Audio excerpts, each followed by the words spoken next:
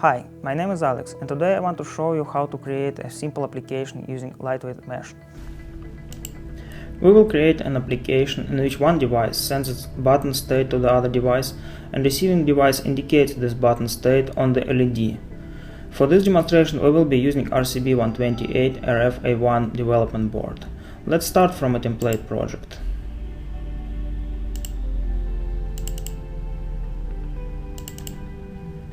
This project already includes two files, config.h and template.c. Template.c contains main application code, and config.h contains configuration values for the stack and the application. In this demonstration, we will be using only GPIO functions of the stack. Let's include corresponding header file.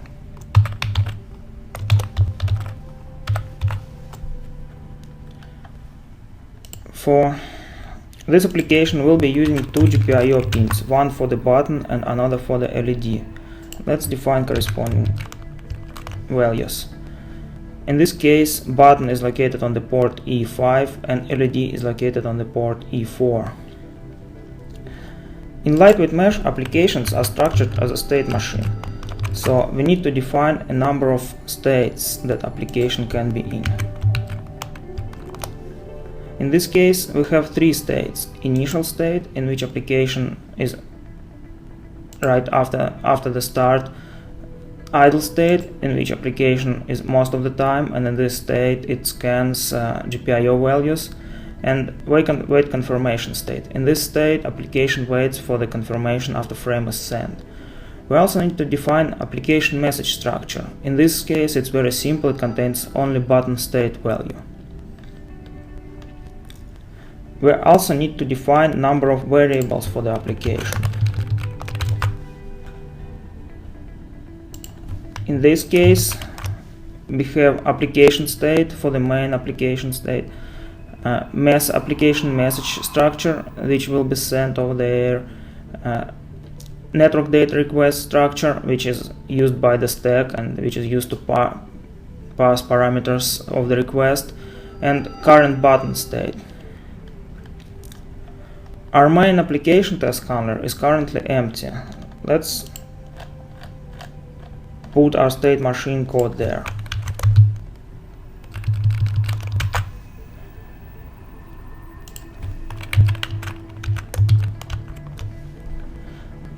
In this state machine, we are handling all three states.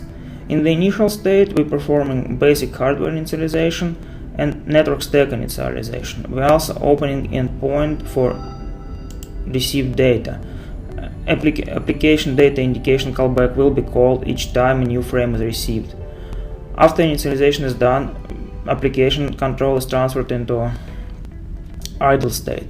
In this state, application constantly scans button state and checks if remembered state is different. If remembered state is different, then application message is sent. Let's define a function that will send this status.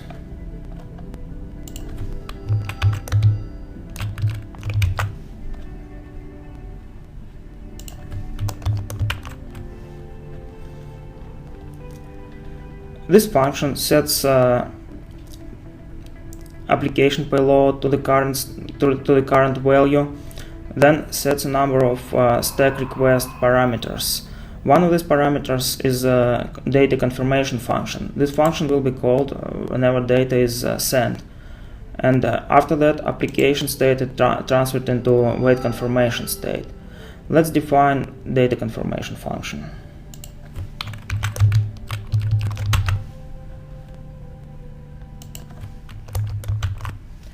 In this case, confirmation function is very simple. It just transfers application control into the idle state, which starts scanning buttons again. We also had data indication function, which is activated when frame is received. Let's define this function as well.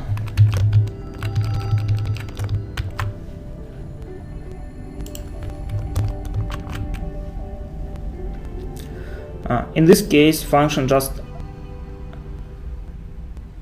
assumes that received data is in the application message format and treats it accordingly, and depending on the button state on the sending side, it sets or enables or disables LED. And that's it for the main application code. Now we need to define a number of configuration values.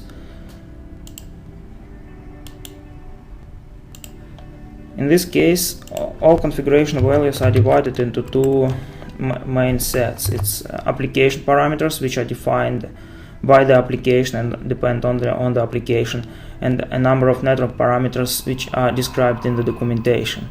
In this case, we will be using generic parameters. This application doesn't really require any tweaking at all. Application parameters include device address, and this application will be using two device addresses, 0 and 1. Application channel, this channel should be the same on both devices.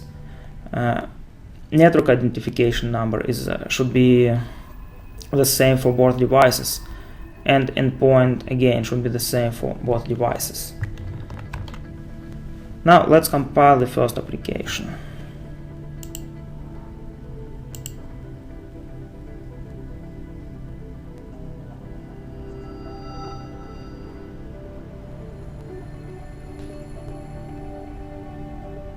And program the first device.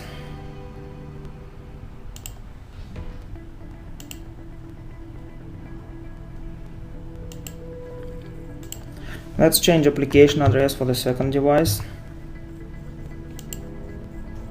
and compile this application again.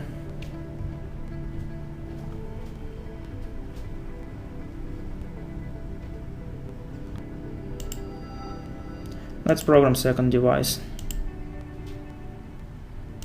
Now let's see if this application actually works. I press a button on one side and LED lights up on the other side. Thanks for watching.